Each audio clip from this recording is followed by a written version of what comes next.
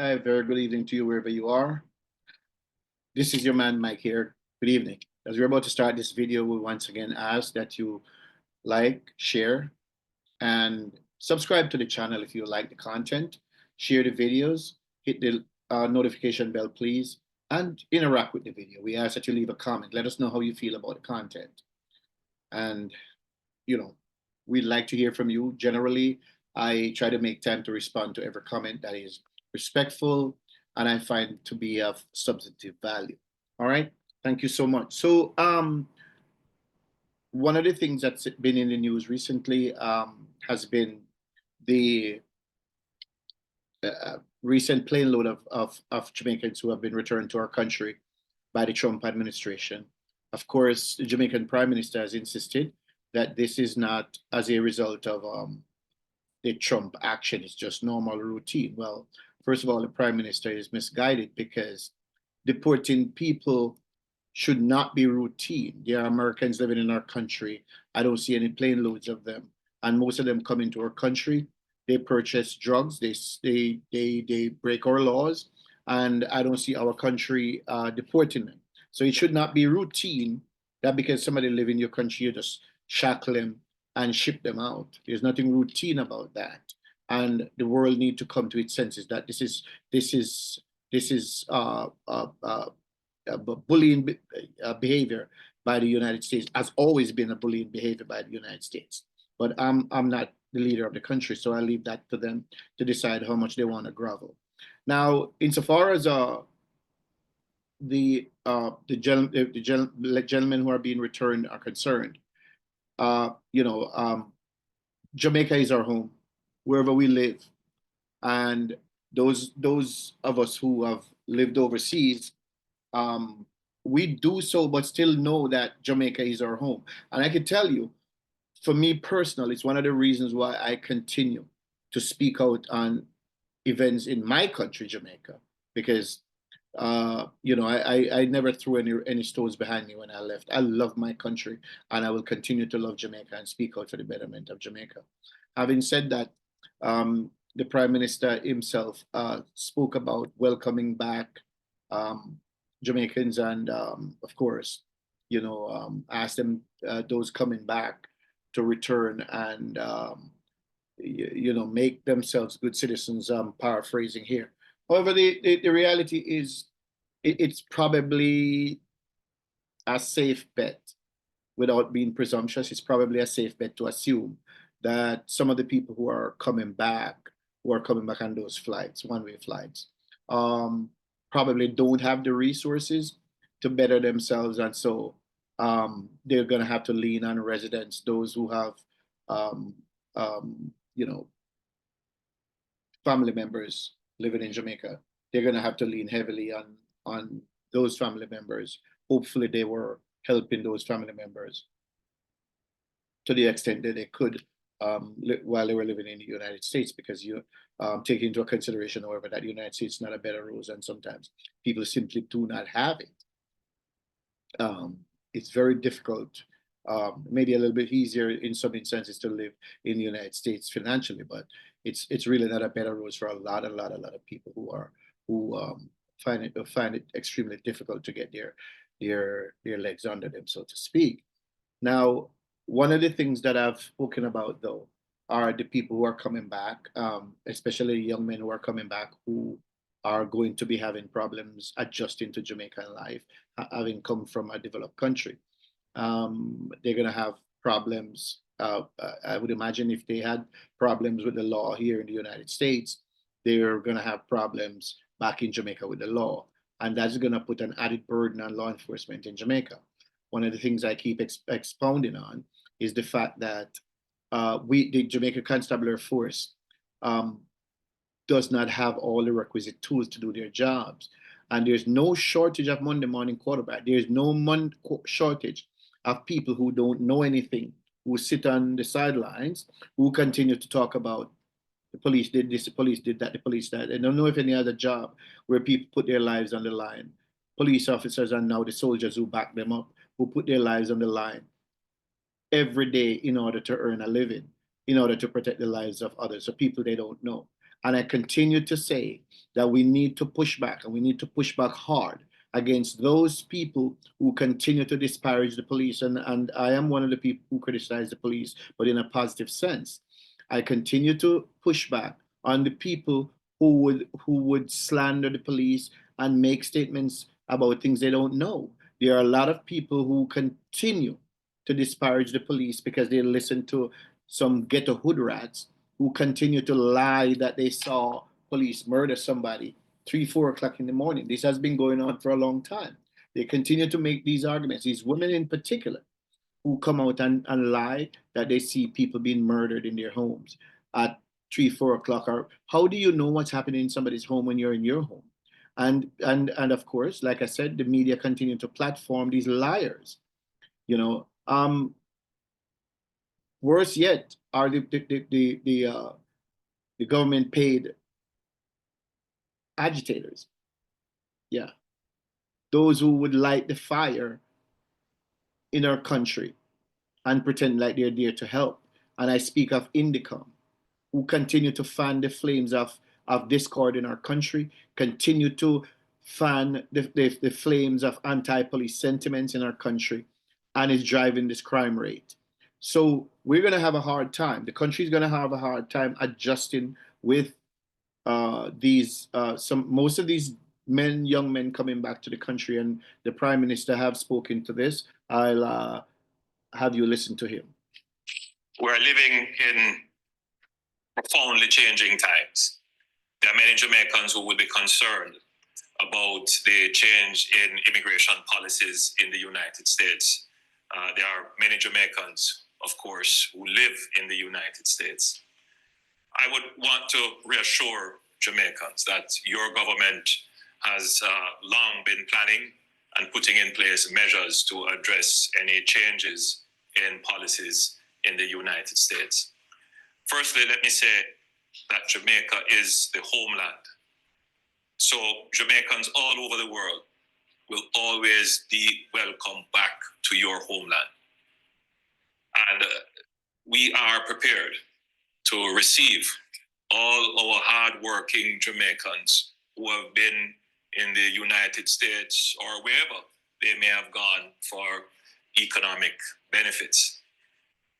Jamaica has always been, since its colonial days to now, a net supplier of talent to the world.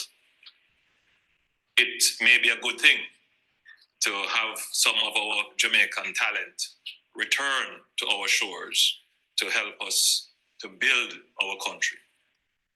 There are many Jamaicans now who are feeling uncertain in the United States and who are considering returning on their own to avoid the indignity of being deported.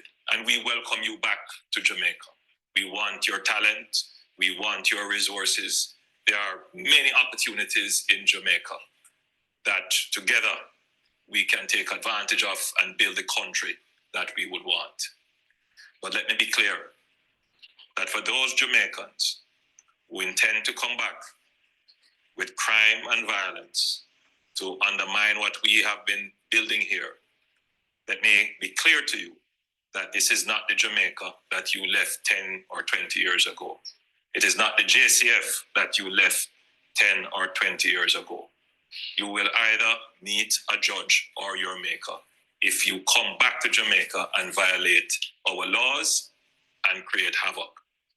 I know that there are many who will be returning to Jamaica, coming back to lovely communities like these, rural areas like these, and they may attempt to set up gangs, get involved in scamming, and undermine the values of the communities that they return to. We will not tolerate that. We want all our Jamaicans to always feel that they have somewhere to come back to and call home and be well received. Come back with a good heart and a good mind. Come back willing to work. Come back with your resources. You will be able to make life here. But don't come back here to undermine and destroy what we have built. The government is already planning in terms of putting in place new measures, enhanced security measures, to address those who we know have a criminal past or who have been interdicted in the United States, convicted in the United States, and are being returned after serving their criminal penalties there.